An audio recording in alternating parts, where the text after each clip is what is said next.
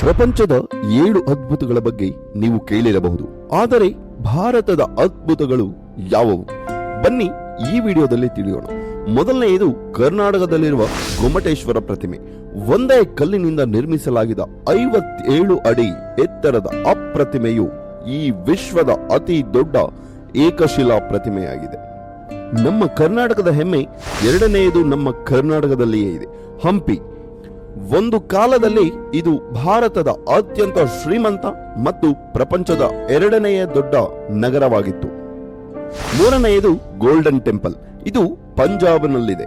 ಈ ದೇವಾಲಯದ ಮೇಲ್ಭಾಗವನ್ನು 750 ಕೆಜಿಗಳ ಪರಿಶುದ್ಧ ಚಿನ್ನದಿಂದ ನಿರ್ಮಿಸಲಾಗಿದೆ.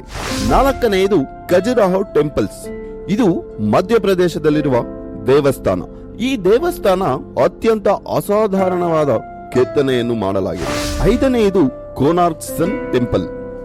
ಈ ದೇವಾಲಯವನ್ನು ಸಂಪೂರ್ಣ ಬೃಹತ್ ರಥದ ಆಕಾರದಲ್ಲಿ ನಿರ್ಮಿಸಲಾಗಿದೆ. ಇದರಲ್ಲಿ 24 ಚಕ್ರಗಳು ಮತ್ತು 7 ಕುದುರೆಗಳಿವೆ. ಆರನೆಯದು ನಳಂದ ಯೂನಿವರ್ಸಿಟಿ. ಇದು ಬಿಹಾರದಲ್ಲಿದೆ. 12ನೇ ಶತಮಾನದಲ್ಲಿ ಮಹಮ್ಮದ್ ಖಿಲ್ಜಿಯು ಇದಕ್ಕೆ ಬೆಂಕಿ ಹಚ್ಚಿದಾಗ ಇಲ್ಲಿನ ಗ್ರಂಥಾಲಯವು ಸುಮಾರು 6 ತಿಂಗಳು ಉರಿಯಿತು. 7ನೆಯದು ತಾಜ್ ಮಹಲ್. ಶಹಜಹಾನ್ ತನ್ನ ಪ್ರೀತಿಯ ಪತ್ನಿ ಮಮತಾಜ್ ನೆನಪಿಗಾಗಿ ನಿರ್ಮಿಸಿದರು.